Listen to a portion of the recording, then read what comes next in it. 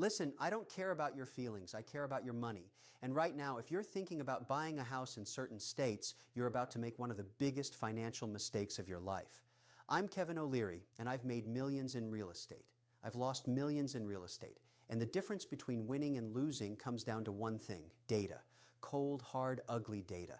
And the data I'm looking at right now is screaming at me. It's telling me that there are 5 states in this country where you should not, under any circumstances, park your hard-earned capital in residential real estate. Not in the next year, not if someone puts a gun to your head. Now, before I tell you which states are on my kill list, I need you to do something for me. If you care about protecting your wealth, if you care about making smart decisions with your money, you need to hit that subscribe button right now. Smash it. This channel is about financial survival. It's about making sure you don't get slaughtered in the marketplace while everyone else is telling you everything is fine. We deal in truth here, not hopium. So subscribe, become a member, join this community. Because what I'm about to tell you, most financial advisors won't have the guts to say. Let's get one thing straight. A house is not an investment. I know your parents told you it was. Your real estate agent is telling you it is. But I'm telling you the truth. A house is a place you live. It's a consumption item. It eats your money every single month. Property taxes, insurance, maintenance, the roof, the furnace, the foundation. It's a cash-eating monster. Now, can real estate be a good investment? Absolutely. I own real estate all over the world, but only if you buy in the right place, at the right time, with the right fundamentals. And right now, in these 5 states, the fundamentals are broken. They're not just broken, they're catastrophically bad. Here's what most people don't understand. When you buy a house, you're not just buying 4 walls and a roof. You're buying into an economic ecosystem. You're buying into a tax structure. You're buying into a regulatory environment. You're buying into a labor market. And most importantly, you're buying into a migration pattern. Where are people moving to? Where are businesses relocating? Where is capital flowing? These are the questions that determine whether your house goes up in value or becomes a financial anchor around your neck. I've been doing this for 40 years. I've seen boom and bust cycles that would make your head spin. I've seen people buy at the top thinking they were geniuses, only to watch their net worth evaporate. And I've seen smart investors wait, stay patient, and buy when everyone else was panicking. The difference between these two groups isn't luck. It's discipline. It's the ability to look at the numbers and ignore the noise. So why am I sounding the alarm right now? Because I'm seeing something that terrifies me. I'm seeing a massive divergence in this country. I'm seeing states that are becoming economic powerhouses, and I'm seeing other states that are becoming economic graveyards. And the gap is widening every single day. The states that are winning big. Low taxes, business-friendly regulations, people flooding in, capital pouring in, job creation exploding. And the states that are losing, they're losing catastrophically. High taxes, businesses fleeing, population decline, crumbling infrastructure, and real estate markets that are about to get absolutely demolished. Now I know what you're thinking. Kevin, you're being dramatic. It can't be that bad. Oh, but it is, and I'm going to prove it to you with numbers. Not emotions, not politics, not what you want to believe, just numbers, because numbers don't lie. People lie. Politicians lie. Real estate agents lie. But numbers, they tell you the truth. Here's the thing about real estate markets. They move slowly until they don't. For years, you can have a market that looks stable. Prices are flat, maybe going up a tiny bit, and everyone thinks everything is fine. But underneath, the fundamentals are rotting, businesses are leaving, young people are leaving, the tax base is shrinking. And then one day, boom, the market cracks. And when it cracks, it doesn't just go down 10% or 20%. It can go down 30, 40, even 50%. And if you bought at the peak, you're wiped out. Your equity is gone. You're underwater on your mortgage. And you're stuck. You can't sell. You can't move. You're trapped. This is what I'm trying to save you from. This is why I'm making this video. Because I can see the cracks forming. I can see which states are about to fall off a cliff. And I don't want you to be the person holding the bag when it happens. Let me tell you how I analyze real estate markets. First, I look at migration data. Are people moving in or moving out? If net migration is negative, that's a red flag. Because when people leave, demand for housing drops. And when demand drops, prices follow. Second, I look at business formation and business exits. Are companies being created or are they shutting down? Are major employers staying or leaving? Third, I look at the tax environment. Are taxes going up or down? Because taxes are a cost, and in real estate, costs matter. Fourth, I look at regulations. How easy is it to build new housing? How easy is it to run a business? Because if it's hard to build and hard to do business, that's a problem. And fifth, I look at debt levels. How much debt does the state have? How much debt do the municipalities have? Because that debt has to be paid, and it gets paid through higher taxes, which drives more people away. When I run these 5 factors through my analysis, 5 states pop up as absolute disasters. These are states where every single metric is flashing red. And if you buy a house in one of these states, you're not making an investment. You're lighting your money on fire.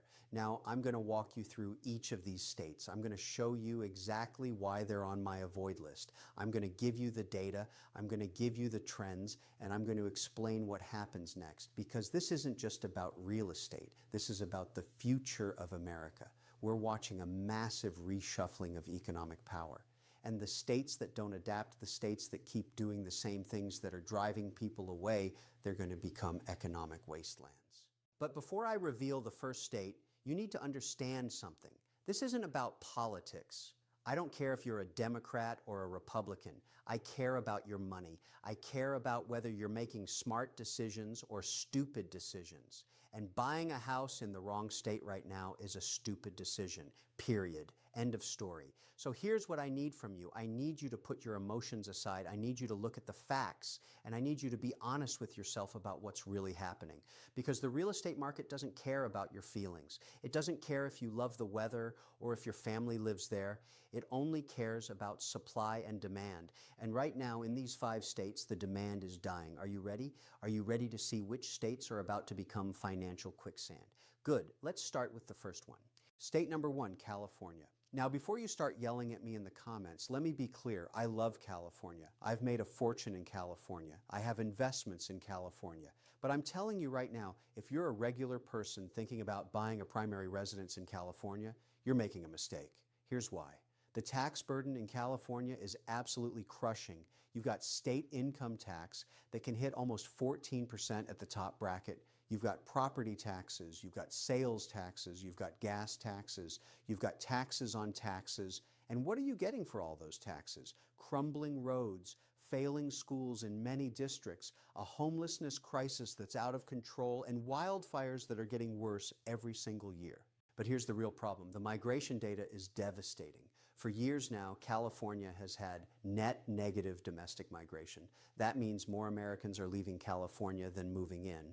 And who's leaving? The middle class, the people who actually pay taxes, the people who actually work and build businesses. They're fleeing to Texas, to Florida, to Tennessee, to Nevada. Why? Because they're tired of getting crushed by taxes. They're tired of regulations that make it impossible to do business. They're tired of paying $2 million for a house that would cost $400,000 anywhere else.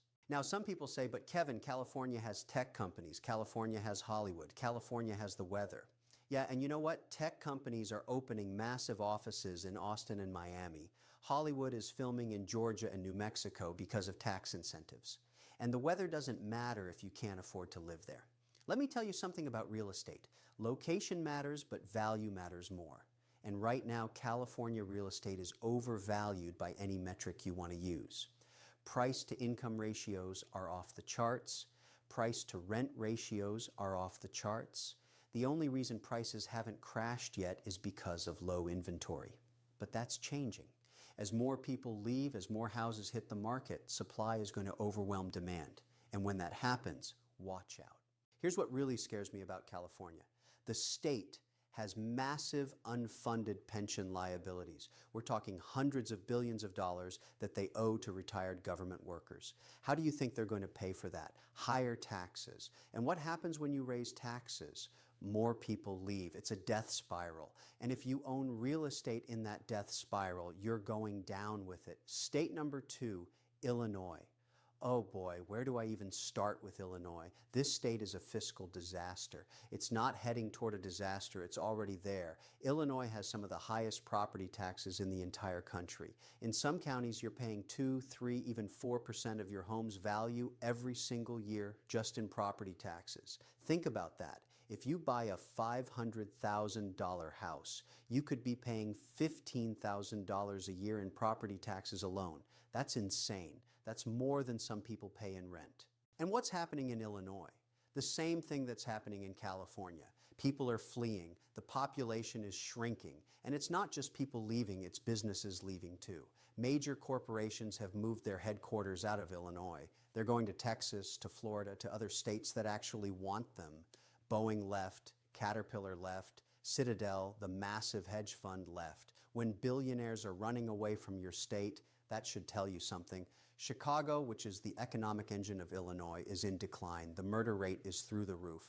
Businesses are closing. The downtown is becoming a ghost town in some areas.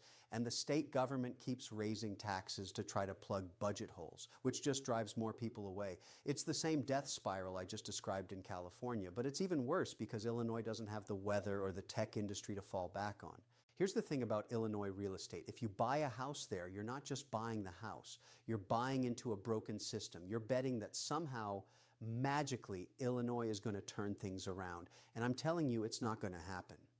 Not without massive structural changes. And those changes aren't coming because the politicians in Illinois are more interested in protecting their power than fixing the problems. State number 3, New York. Now, I know New York. I've done business in New York for decades. New York City is one of the greatest cities in the world. But let me tell you something. The state of New York is committing economic suicide. The taxes are outrageous. The regulations are suffocating. And the attitude toward business is downright hostile. I moved my personal residence out of New York years ago because I got tired of writing massive checks to a state government that wasted my money. And I'm not alone. Thousands of high earners have left New York. They've gone to Florida, which has no state income tax. They've gone to Texas, which has no state income tax. They've gone to Tennessee, which has no state income tax. Are you seeing a pattern here? People follow tax policy. Capital follows tax policy. And right now, capital is running away from New York as fast as it can. The real estate market in New York is being held up by foreign buyers and by people who are trapped in rent-controlled apartments. But that's not a sustainable model. As more companies allow remote work, as more people realize they can live anywhere, why would they choose to pay New York prices and New York taxes? They wouldn't, and they're not. Here's what's going to happen in New York. The tax base is going to continue to shrink as high earners leave. The state is going to raise taxes even more to make up for the lost revenue. That's going to push even more people out. And eventually, you're going to see real estate prices start to crack. Not in Manhattan, maybe. Manhattan has always been its own beast. But in the suburbs, in upstate New York, in the outer boroughs, you're going to see prices fall. And if you're the person who bought at the peak, you're going to lose a fortune. State number 4, New Jersey. New Jersey has the highest property taxes in America. Read that again, the highest. You can buy a modest house in New Jersey and pay $20,000, $30,000, even $40,000 a year in property taxes. That's not a mortgage payment. That's just the tax. And what are you getting for that money? Not much. The schools are good in some areas, terrible in others. The roads are a mess. The public pension system is broke. And the state is run by politicians who think the answer to every problem is to raise taxes. New Jersey is geographically stuck between New York and Philadelphia. It should be thriving because of that location, but instead it's dying. Why? Because people are tired of being taxed to death. They're tired of watching their neighbors move to Pennsylvania, which has much lower property taxes. They're tired of seeing businesses close or relocate. Here's the cold, hard truth about New Jersey real estate. The only reason it has any value at all is because of proximity to New York City. People live in New Jersey and commute to New York. But with remote work becoming permanent for many companies, that commute doesn't matter anymore. If you don't have to go to the office 5 days a week, why would you pay New Jersey prices and New Jersey taxes? You wouldn't. And that's why New Jersey real estate is going to get hammered. I talk to business owners all the time who have operations in New Jersey. And you know what they tell me? They're planning their exit. They're moving to the south. They're moving to the southwest. They're going anywhere but New Jersey. And when the businesses leave, the jobs leave. And when the jobs leave, the housing market collapses. State number 5, Connecticut. Connecticut is a perfect example of what happens when a state makes terrible policy decisions for decades. It used to be a wealthy state. It had insurance companies, financial services, manufacturing, but over time, the state government kept raising taxes. They kept adding regulations. They kept making it harder and harder to do business, and guess what happened? The businesses left. General Electric left. Aetna left. Countless hedge funds and financial firms moved to Florida. Connecticut has some of the most expensive real estate in the country, especially in Fairfield County. But here's the problem. That real estate is expensive because it used to be where wealthy New Yorkers lived to escape New York City taxes. But now, with remote work, you don't need to live near New York. You can live in Florida and pay zero state income tax. You can live in Texas and pay zero state income tax. So why would you stay in Connecticut and pay high property taxes, high state income taxes, and deal with winters that last 6 months? The answer is you wouldn't, and people aren't. Connecticut's population has been flat to declining for years. The young people leave as soon as they graduate college because there are no jobs. The wealthy retirees leave because they don't want to pay the taxes. And what's left is a shrinking tax base trying to support a massive state government and unfunded pension obligations. Here's what terrifies me about Connecticut real estate. The prices are still high in many areas because the inventory is low. People who own these houses don't want to sell at a loss, so they're holding on. But that can't last forever. Eventually, those homeowners are going to realize that nobody wants to buy their overpriced house in a dying state. And when they all try to sell at the same time, the market's going to collapse. Now, let me be clear about something. I'm not saying these states are going to disappear. I'm not saying everyone should pack up and leave tomorrow. What I'm saying is this: if you're thinking about buying real estate as an investment, if you're thinking about where to park your capital for the next 10 or 20 years, these 5 states are the wrong choice. The trends are against you. The fundamentals are against you.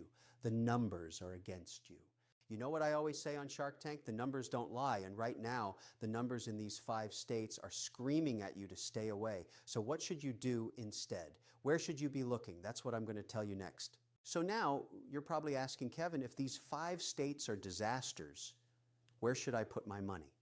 What states are actually worth investing in? And that's the right question to ask.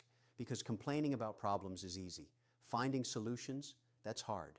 But I'm going to give you the framework to make smart decisions. First, let me tell you what I look for when I'm analyzing real estate markets. I want to see positive net migration.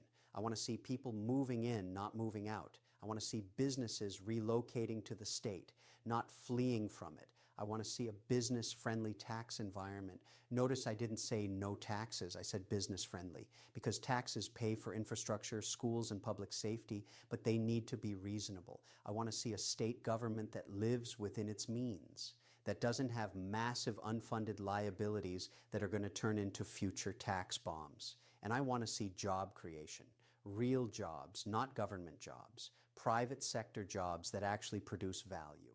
When I look at the country through this lens, a few states stand out. Texas, Florida, Tennessee, Arizona, North Carolina. These are states that are winning right now, and they're winning because they're doing the opposite of what California, Illinois, New York, New Jersey, and Connecticut are doing. They have low taxes or no state income tax. They have reasonable regulations. They're attracting businesses like crazy, and people are flooding in. Now, does that mean you should run out and buy a house in Texas tomorrow? Not necessarily, because here's the thing about real estate: timing matters. And right now, because everyone knows these states are hot, prices have gone up significantly. In some markets, they've gone up too much too fast. So you need to be careful. You need to do your homework. You need to look at specific markets, specific neighborhoods, specific properties. But here's the difference. If you buy in a growing state, even if you overpay a little bit, you've got demographic trends on your side. You've got economic growth on your side. You've got migration patterns on your side. Over time, those fundamentals will bail you out. But if you buy in a dying state, even if you get a good deal, you're fighting against the tide. And fighting against the tide is exhausting and expensive. Let me give you an example. Let's say you buy a house in Austin, Texas for $600,000. And let's say you overpaid by $50,000 because the market is hot. That's not ideal, but you know what?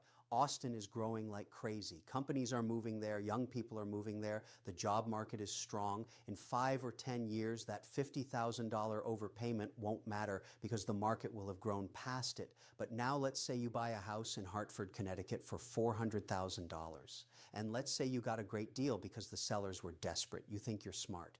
But in 5 or 10 years, that house might be worth $350,000 because Hartford is shrinking, the economy is weak, people are leaving, you got a good deal on a bad investment. This is what most people don't understand about real estate. Price is what you pay. Value is what you get.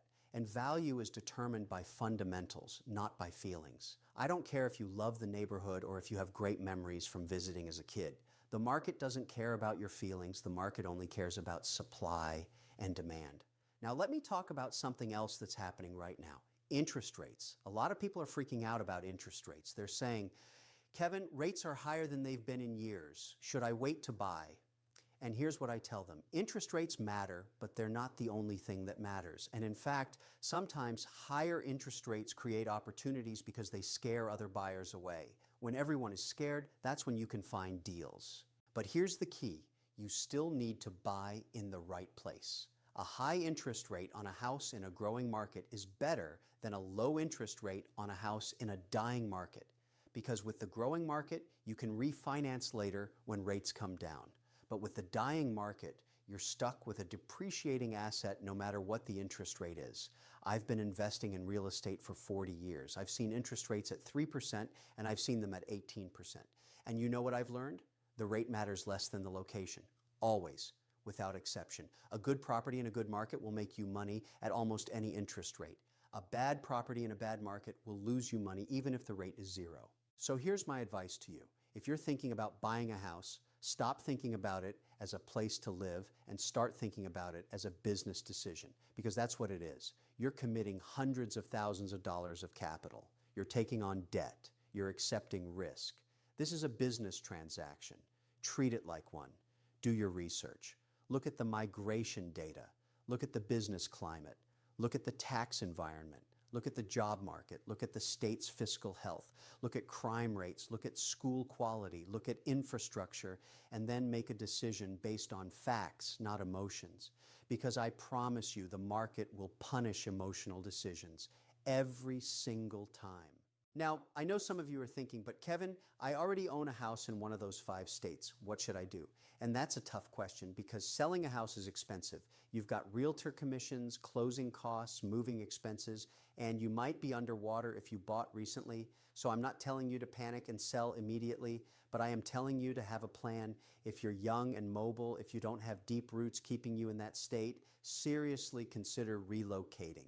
Look for opportunities in growing states. Look for jobs in growing markets because your biggest asset isn't your house. It's your ability to earn income. And you want to be in a place where economic opportunity is expanding, not contracting. If you're older, if you're close to retirement, if you have family ties that make moving difficult, then you need to be realistic about what your house is worth. Don't assume it's going to appreciate. Don't assume you're going to sell it for some huge profit. Plan for the possibility that it might be worth less when you're ready to sell, and make sure your retirement plan doesn't depend on tapping home equity that might not be there. And if you're a landlord, if you own rental properties in one of these states, watch your numbers like a hawk. As soon as your cash flow turns negative, as soon as the property stops making money, get out. Don't hold on hoping things will turn around, because in a declining market, hope is not a strategy. Hope is how you lose your shirt. Here's what I want you to understand. The American economy is going through a massive transformation. We're seeing a shift of economic power from the old guard states to the new emerging states. This isn't temporary. This isn't a blip. This is a fundamental restructuring that's going to play out over decades. And the real estate markets are reflecting that shift. The states that embrace free market principles, that keep taxes low, that welcome businesses, that treat their residents like customers instead of subjects, those states are going to thrive. And the states that continue down the path of high taxes, excessive regulations, and hostility toward business, those states are going to decline. It's that simple. You have a choice. You can ignore the warning signs. You can pretend that everything is fine. You can buy that house in California or Illinois or New York or New Jersey or Connecticut and hope that somehow, magically, things will work out. Or you can look at the data, you can accept reality, and you can make a smart decision that protects your wealth and sets you up for success. I've been very successful in my life, and you know why? It's not because I'm smarter than everyone else. It's because I'm willing to look at uncomfortable truths. I'm willing to change my mind when the facts change. I'm willing to go against the crowd when the crowd is wrong. And right now, the crowd is wrong about real estate in these 5 states. Now, I need you to do something for me. If this video opened your eyes, if it made you think differently about where you're going to invest your money, I need you to smash that like button right now. I need you to share this video with everyone you know who's thinking about buying real estate, because this information could save them from making a catastrophic financial mistake. And I need you to subscribe to this channel and become a member. This is where we tell the truth about money. This is where we don't sugarcoat things. This is where we give you the information you need to make smart decisions. You know what separates successful people from unsuccessful people? Successful people take action. They don't just consume information, they use it. So here's what I want you to do. Take out a piece of paper right now. Write down where you're thinking about buying real estate. Write down the 5 factors I told you about: migration, business climate, taxes, regulations, and fiscal health. Then go research those factors for your target market. Spend a few hours, look at the data, be honest with yourself about what you find. And if the data tells you that you're about to make a mistake, have the courage to change course. Don't let your ego get in the way. Don't let sunk costs trap you. Don't let other people's expectations control your decisions. This is your money. This is your future. This is your family's security. Protect it. I'm going to leave you with this final thought. The real estate market is unforgiving. It doesn't care about your dreams. It doesn't care about your plans. It only cares about fundamentals. And right now, the fundamentals in California, Illinois, New York, New Jersey, and Connecticut are broken. You can choose to believe that, or you can choose to ignore it. But the market is going to do what the market is going to do, regardless of what you believe. I've given you the information. I've shown you the warning signs. Now it's up to you to decide what to do with it. Are you going to be the person who looks back in 5 years and says, I wish I had listened to Kevin? Or are you going to be the person who says, I'm so glad I paid attention and made a smart decision? The choice is yours. But remember, in business and in life, you don't get what you deserve. You get what you negotiate. And right now, if you negotiate with a dying real estate market, you're going to lose.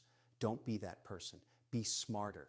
Be better. Protect your money. Thank you for watching. Now get out there and make smart decisions. Your future self will thank you.